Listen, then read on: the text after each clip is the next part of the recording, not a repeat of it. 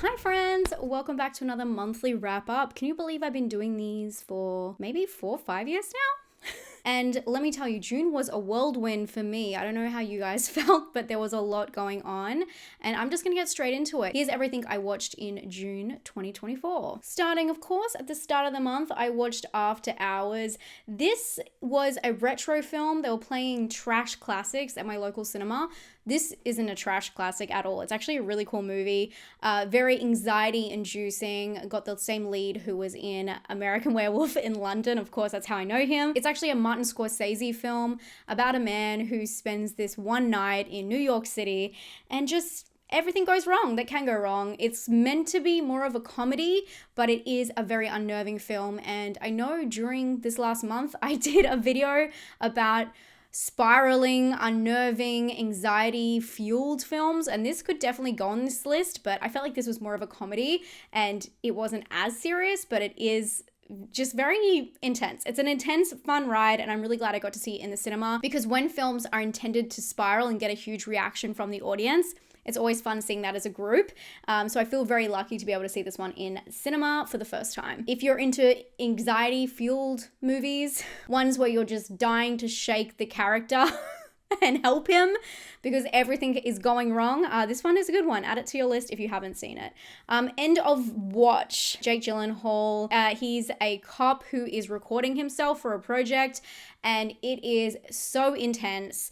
I wasn't expecting it to go where it went. It's actually kind of borderline a disturbing movie, crime thriller about him. And I thought it was going to be more about him being like a crooked cop, more like a training day, but it's about him and his partner. And really they get lost in the sauce of trying to take on these bigger crimes instead of staying within their zone. It's just an intense ride. Every time they get a call out and you just watch them go through these buildings, it's crazy, but a very good watch. I'm sure a lot of you guys had seen this, but I've never seen it before, so I thought it was a really interesting film and I would recommend. Very intense. I'm just gonna warn you, it was very distressing. After this, I watched Children of Men. This is the first time I've ever seen Children of Men, and I don't know why it took me so long, but I can definitely say the hype is real for this film. I was blown away. The action sequences. A lot of people talk about the cinematography in this film and the long takes, and it's just a heart-pounding journey, like a dystopian future where we no longer have, children aren't being born anymore into society, and a man who it all rides on his back of delivering someone to a certain place in order to keep humanity going. And it is just a ride. And let me tell you, there are so many surprises. Nothing is off limits, which I really enjoy in films, but it's very surprising. My jaw was on the floor the entire film. Heart pounding, really good mix of drama with those action sequences though. And I absolutely loved it. I'm sure everyone's seen Children of Men. I was just very late. I feel like I was playing catch up this month. The next film though, you may not have heard of. This is called Another Round. It's a Danish film with Mads Mikkelsen. I was looking into a couple of other films he's been in, and this just popped up time and time again, but I had never really heard anything about it outside of the articles I was looking at. And it is a super interesting, it's meant to be a drama comedy. It's very dark. It's about a bunch of school teachers that find this theory and go off this theory, kind of experimenting with alcohol as a medication. They feel like it will help them in their life break through these thresholds that have been limiting them. It's every single facet of that. It's the positive, it's the negative, it's dark, but the whole movie is just such an interesting commentary about social drinking. It's very dark, but I really enjoyed it. I've never heard of anything like this, so I would really recommend that if you're more into like kind of dramas and you're okay. It's kind of a slow movie, but it's very much worth it for the interesting setup. Next, I watched Castaway. Recently, I went to Fiji and we weren't far from where Castaway was filmed. So me and my husband, we wanted to go back and watch Castaway. And oh my God, this film is so well done, except for the CGI. The waves is just horrendous, but I didn't realize what a dark movie it was. Another dark movie.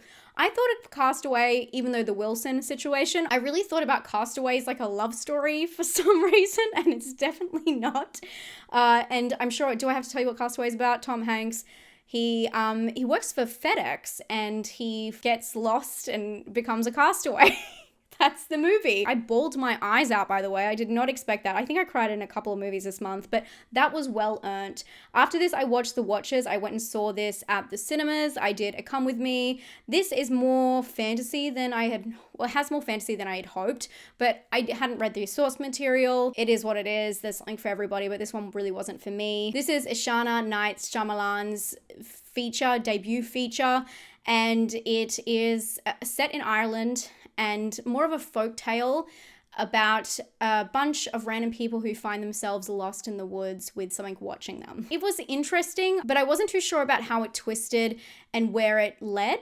I thought that the initial setup was really cool, but there's a lot riding on it to land that kind of setup about, going into the woods and what's actually watching them and then trying to make sense of that lore. But I'm sure it's done very well in the book. Shade. Okay, then I watched The Hunt, which is another Mads film. I have seen this before several times, but I just really wanted to refresh for my spiral anxiety-inducing films. I don't think this actually got to that list because it doesn't feel so self-contained, but it does feel like someone's life going out of control beyond their means. If you don't know it, it's a very sensitive film about a man who works in a kindergarten, and then one day a girl makes up a lie about something that he did. And you can see how it all comes together, and you can see how people take it to the extreme, and you can see why. It's just a very straightforward movie that is really frustrating to watch. It's just a drama, but it's a really well done movie. I wouldn't say I enjoyed it, but it was a rewatch. I then watched Ghostwatch, which was a rewatch for me. A great, amazing British TV show that was out in 1992 on Halloween night in free-to-air TV. People thought they were watching a special report that was filmed inside of a haunted house, but in actuality, it's a film. There was a lot of mix-up, kind of like War of the Worlds, or there's a couple of other things that have been like this in the past, where people thought what they were watching was real, but there's been a lot of debate either way about how they presented it on TV. Anyway, it's a really interesting watch. You can watch it on Shudder. I believe they have it on Shudder as well.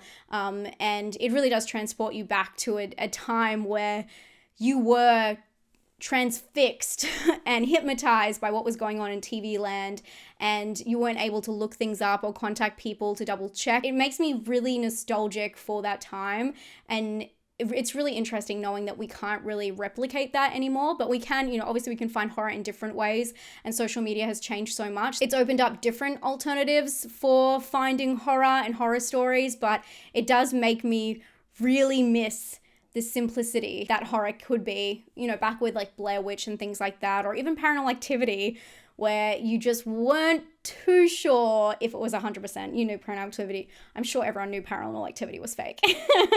But Ghostwatch is a really good one, especially, if you're British, you already know about this film, but if you haven't seen it, definitely is one to at least watch once, especially on a spooky night. In a violent nature, I did a review for this one. I was so lucky to have this film given to me to watch at home because it's not out yet in Australia. This one did split audiences though. It's a very slow slasher, which is completely opposite to what you think of when you hear the term slasher. People say it's from the perspective of the killer, but I actually think it's from like a third perspective, or a more of the perspective of the woods, where we see a killer come back, almost be resurrected because of something that people do in the area, and now they're on a mission to put things right.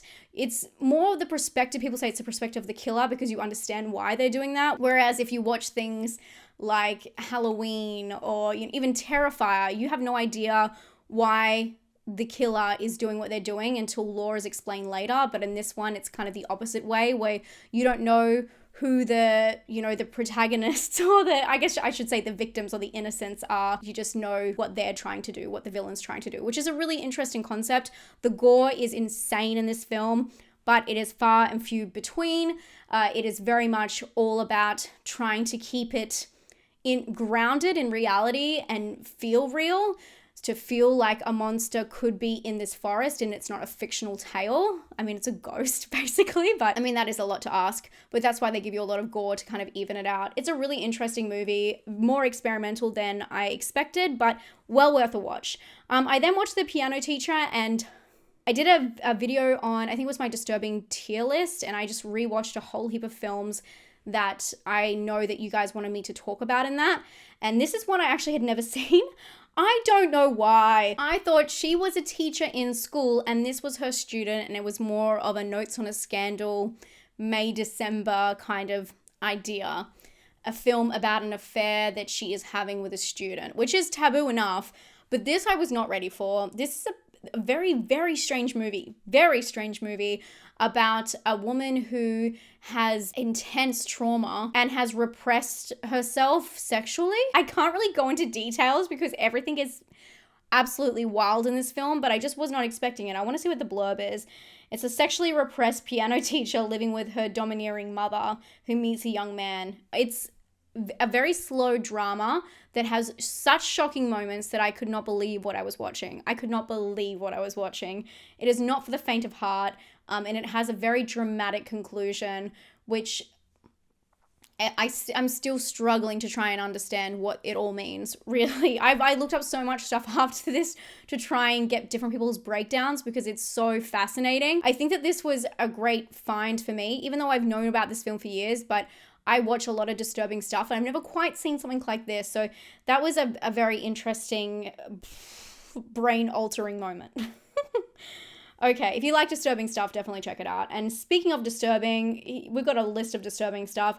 I then watched Mysterious Skin, which I like this film a lot. Don't get me wrong. I gave it a 3 because I just don't feel like it finishes quite well. I do really want to read the book if I can stomach it. It's about 2 young men who have had similar circumstances, but how it changed them and altered them to be completely different people and how they processed it. It's about sexual abuse, child abuse. So it's a really well acted film, but I feel like the editing and the way it's put together, it feels very TV, the way it cuts to black a lot, which I get why they could do that, but I just feel like it's such a delicate conversation. And I do like that they show details in it because I feel like a lot of films hint around this subject and are too scared to go into detail. And I prefer them to just say what they mean.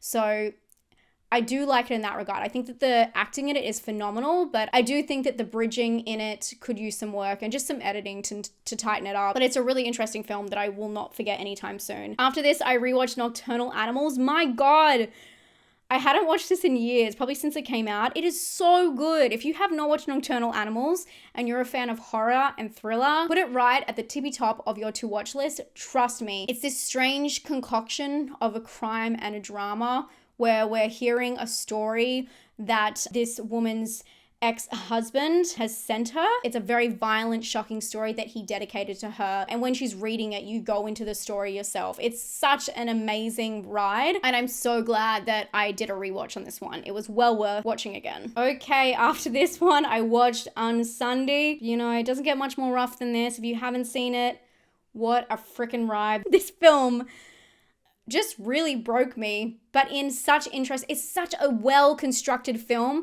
that you wouldn't even need there to be any turns in it for it to have a lasting effect on you, but yet it does. It has such a intense story that really hypnotizes you, really glues you to the chair, but then there's just these reveals and things that, oh my God. The film is about a woman's last dying wish. When she passes, she asks her children to go find their brother. And it is the most insane thing I've ever seen. It goes back in time, and as they're kind of figuring out the roots of their history, it also shows her journey and through her perspective as they're figuring things out, and then kind of the stories meet in the middle where the reveal happens. But it is one film that if you haven't heard about and if you haven't had it spoiled for you, you do need to watch. I'm, again, warning you. If you're here, you probably like disturbing films, but I am warning you, if you haven't seen this and you don't know about it, it will destroy you. And if it doesn't destroy you, you might want to check yourself in somewhere because it should. Technically, this should destroy you. Okay, moving on. Lolita. Wow. Lolita. I really put myself through it this month. No wonder I said it's been up and down. I rewatched this for my disturbing tier.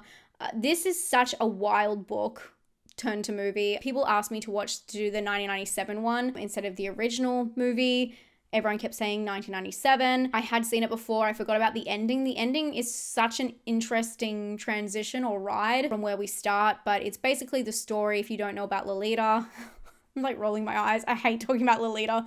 It's a story of a man who becomes infatuated with a young girl, and he ends up becoming her stepfather, and they have a abusive relationship, basically.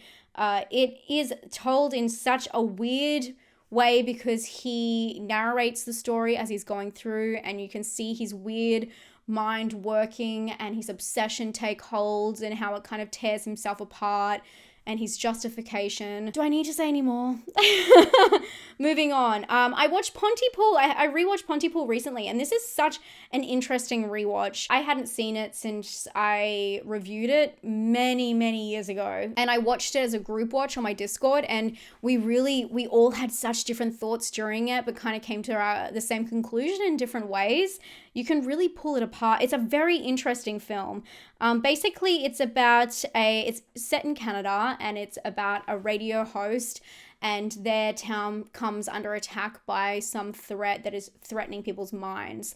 I don't want to give away too much, but it's a really interesting look at communication. It's also very ambiguous in the way that you can take what's happening, but it's done in a very interesting setting, especially done within a radio station.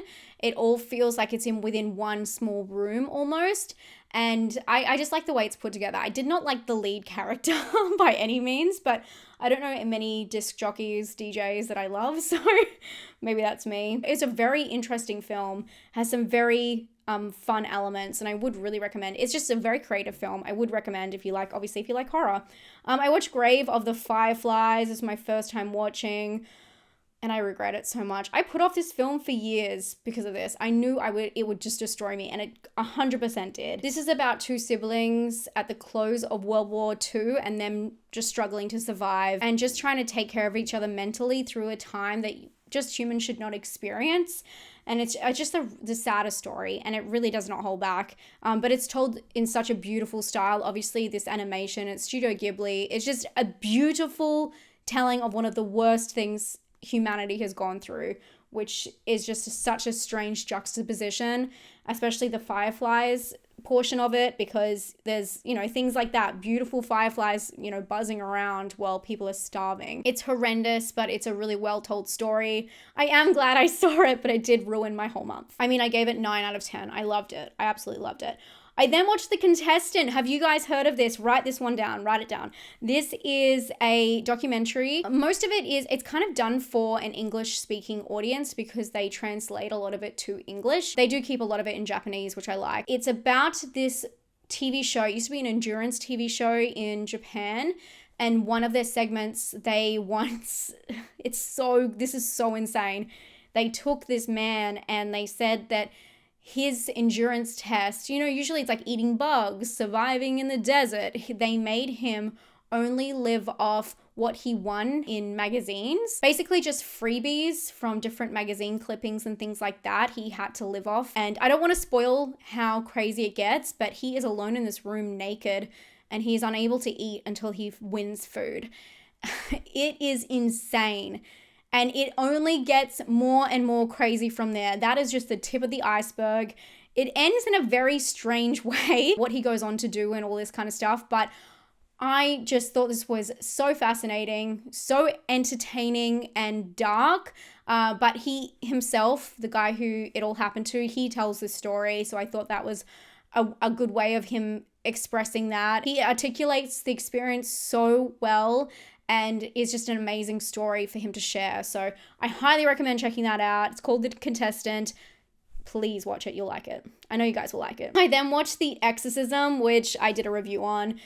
This is the new Russell Crowe Exorcist movie. Let's call it what it is. Now they've basically come out and confirmed what I said in my review about how this had to be a scrapped Exorcist movie. It's made by the son of someone who starred in the original Exorcist.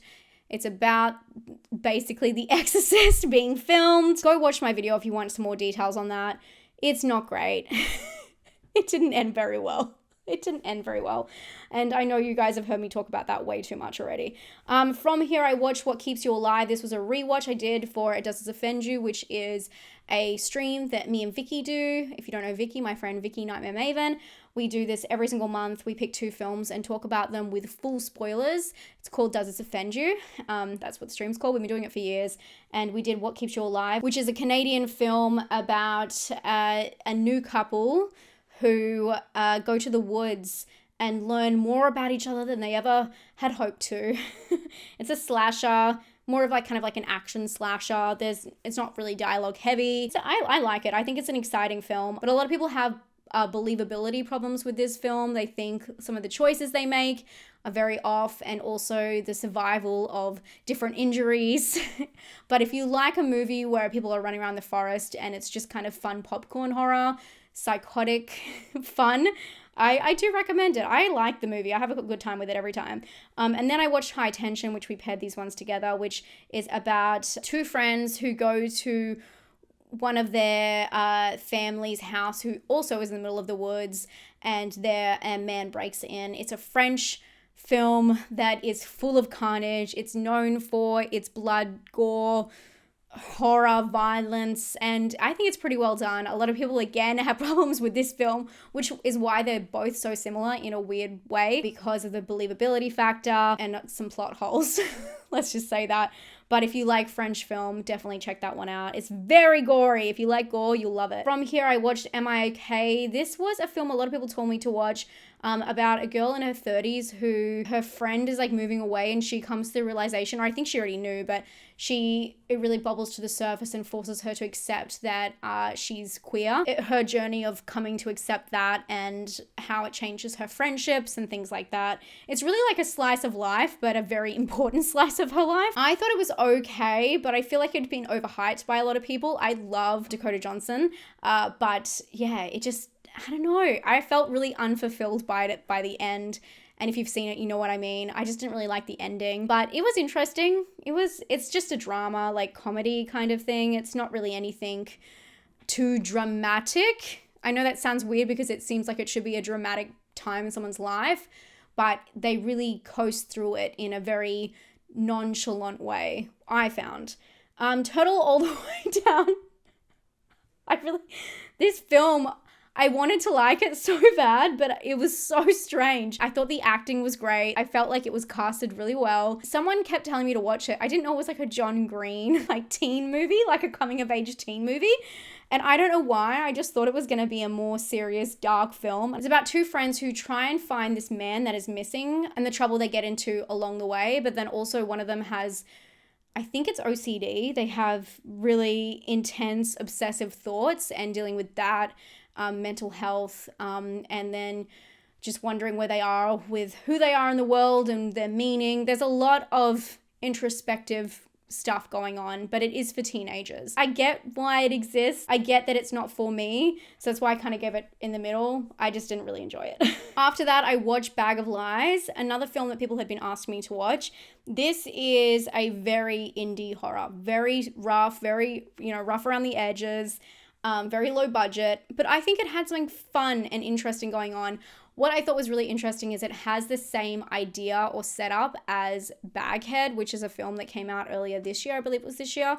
I did a review on it. I went to the cinema and watched it. This is a low budget film about a couple, one who is dying and the other one who is bargaining for their life.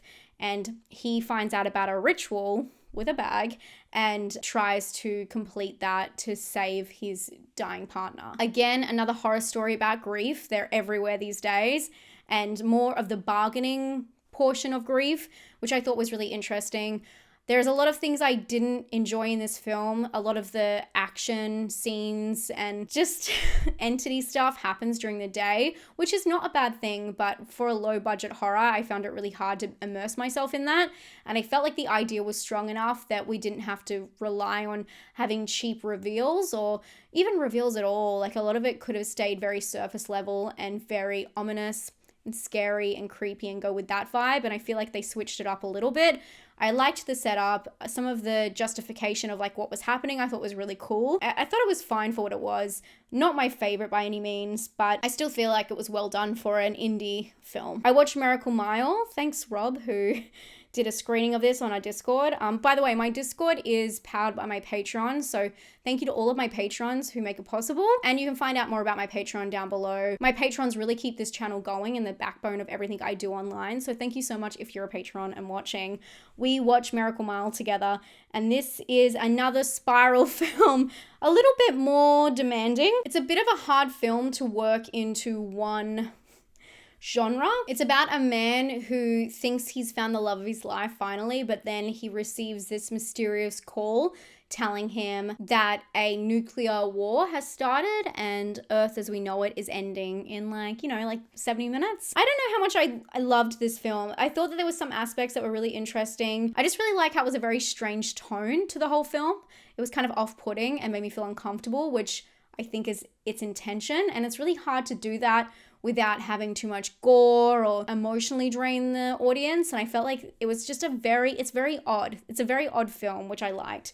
I don't know how much I'd recommend it to you guys, but I'm glad I watched it. I saw the TV Glow. This is on VOD in America now, so I got to finally watch it. I did a review on this one if you do want to check it out. So Justice Smith is in this film, and I still can't get over that he played, at one point of the film, he plays like a 15-year-old. I just think it's so funny. But it's a very unique film in terms of the way it comes together, the aesthetic, and the structure. It's about a kid in school who feels very outcast and different, and then finds someone else who is obsessed with this TV show, and they bond on that together. But it really is a journey, and it goes through so many different landscapes and situations, and it's very vague but very pointed at the same time. It relies a lot on the atmosphere and creating a strange nostalgia for the viewer, and I've never seen anything quite like it. Another experimental film for sure, but I have a whole review on that. It's spoiler free if you want to check it out.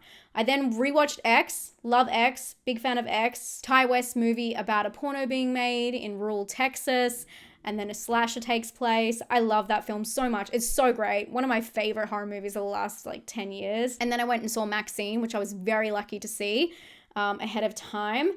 And I have a review on that, but you know what? I'm not going to talk about that because you probably don't want to hear about that if you haven't clicked and watched that yet. And I know by the time you guys watch this, it still might not be out yet for you, so I don't want to talk about it too much. But let's just say it's very different to the other entries of Pearl and X. I'll leave it there. And then I went and saw Quiet Place Day One. I love this film, and I did a review on it as well. I'll leave that there just in case you want to go watch that, because these are all very fresh films. And then finally, I rewatched Hereditary last night. Oh my gosh. I haven't watched Hereditary in years, probably. I don't know the last time I watched it, and I really need to sit down and go through Hereditary scene by scene. Ari Aster's films have such a rewatchability factor, kind of like Jordan Peele's, where you pick something out different every time. And especially with Hereditary, there are so many things going on in the background and so many different ways to pull apart the different characters that I feel like I haven't discovered everything that there is to discover about that film yet. But it's such a fantastic rewatch, and I do think all of his films, Aster's films, are so well casted, but there is just something about Toni Collette's performance in that and Alex Wolff's performance that are just absolutely breathtaking, especially the trauma that Peter goes through is, oh my gosh, I just can't believe that they even put that into a film. I really, really enjoyed it. And if you haven't seen Hereditary, you definitely should, but it is about a family dealing with grief. Let's just say that. Another grief film. Let's talk about TV shows. Okay, I did not watch too many TV shows this month. I've been rewatching Bad Girls Club, huge fan of Bad Girls Club, and I had a couple of friends come stay with me, so we've been rewatching a bunch of that. If you don't know what the Bad Girls Club is, it's definitely I needed a break because I watched so many intense films this month, and it is a reality show about troubled women who go and live in a house together, and that's basically it. There is nothing else except different really intense personalities trapped together for a couple of months. That's basically the whole story. There is no challenges. There's nothing like that. It's just a TV show that is very close to my heart and one that really got me into reality TV, to be very honest with you. I also watched the mini series on Netflix, which is Dancing for the Devil, which is the TikTok dancing one, which is about a cult that is started through TikTok and people dancing on TikTok. And it is fascinating, absolutely fascinating. I highly, highly recommend it to you. If you like really well produced documentary series and true crime ones, especially on Netflix. You will love this one, so 100% check that one out. Lots of twists and turns I was not expecting, especially when you think of how a cult is started from TikTok dancing. I couldn't understand how that came together, so it does a really good job of articulating that. And I finally watched The Queen's Gambit. It took me a couple of years, didn't it? And to tell you the truth, I never knew how to play chess until very recently. When I was talking about Fiji before, I was taught how to play chess when I was in Fiji recently. And so I felt I kind of had to understand that a little bit to watch it. I know you don't have to, but it did make it a little bit better for me. If you haven't watched it, it's Anya Taylor-Joy. Very interesting story it's based on a book about a girl, an orphan, who learns how to play chess and becomes this just phenomenal player and takes over this space that especially is made for men. It's more about her and her personal journey and why she is the way she is. I feel like it started very strong. I really, really loved the setup, her character, and everything she was going through, but I feel like it tapers off towards the end that I didn't find there to be a huge purpose for it.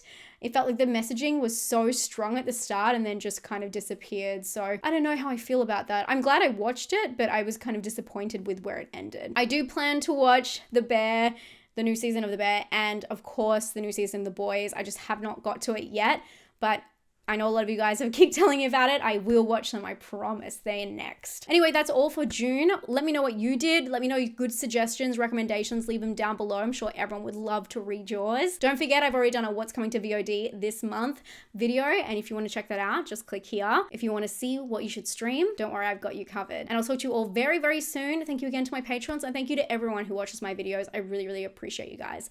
Bye, friends.